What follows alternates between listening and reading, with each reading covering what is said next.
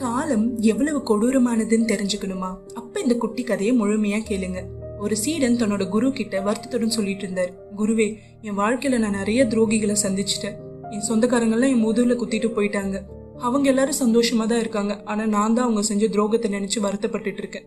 எனக்குன்னு யாருமே இல்லையா, இதுக்கு ஒரு தீர்வே இல்லையா அப்படின்னு சொல்லி வருத்தப்பட்டுட்டு இருந்தார். உடனே குரு சொன்னாரு, காலம் போல கொடூரமா பழி வாங்கறதுக்கு இந்த உலகத்துல வேற யாராலையும் முடியாது. நீ அவங்க கிட்ட இருந்து அமைதியா ஒதுங்கிடு.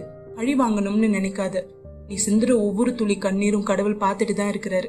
உனக்கு யாரும் இல்லைன்னு நீ நினைக்காத அப்படின்னு ஆறுதல் சொன்னாரு. உடனே சீடன் கண்ணீர் மல்க நன்றி சொல்லிட்டு அங்கிருந்து போயிட்டாரு. காலங்கள் ஓடுனுச்சு. அந்த சீடனுக்கு துரோகம் நினைச்சவங்களுக்கு சரியான தண்டனை கிடைச்சது. அப்பதான் சீடனுக்கு புரிஞ்சுது, காலம் மிகவும் கொடூரமானதுன்னு. உண்மைதாங்க.